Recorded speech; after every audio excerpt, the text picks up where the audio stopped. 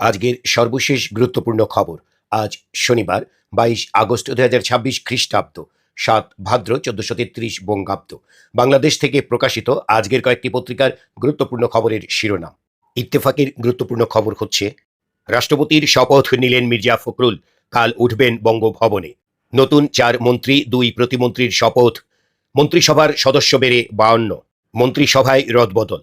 স্থানীয় সরকারে মঈন খান, তথ্যে পার্থ, বিমানে মিল্লাত, পার্বত্য চট্টগ্রামে সাচিং প্রু, জহিরুদ্দিন স্বপন প্রধানমন্ত্রীর উপদেষ্টা, পররাষ্ট্রে 2 প্রতিমন্ত্রী। রাষ্ট্রপতির কার্যালয়ের জনবিভাগের সচিব সহ 3 সচিব পদে পরিবর্তন।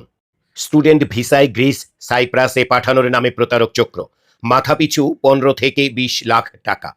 দীপুমনির স্বামীর জানাজায় গ্রেফতার নিষিদ্ধ ছাত্রলীগ নেতা কারাগারে।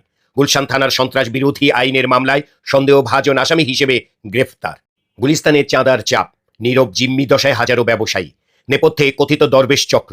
ভুক্তভোগীদের দাবি প্রতি মার্কেটে স্থাপন করা হোক অভিযোগ বাক্স। হাত পা ও মুখ বাঁধা নারী শিক্ষার্থী আটকে ছিল স্কুলের বাথরুমে। শরীরে আঘাতের চিহ্ন, পুশ করা হয়েছে ইঞ্জেকশন, দাবি মায়ের। খবরটি খুলনার।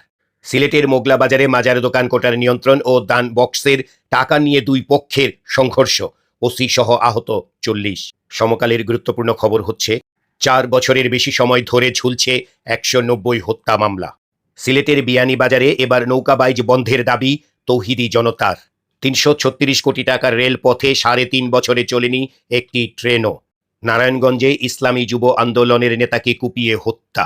প্রথম আলোর গুরুত্বপূর্ণ খবর হচ্ছে, সংসদীয় স্থায়ী কমিটি, বিরোধী দলকে সভাপতি পদ দেওয়া নিয়ে অনিশ্চয়তা। যুগান্তরের উল্লেখযোগ্য খবর হচ্ছে, ভাতা, চিকিৎসা, শিক্ষা সহায়তা ও কর্মসংস্থান। গুম খুনের শিকার পরিবার পুনর্বাসনে আলাদা অধিদপ্তর।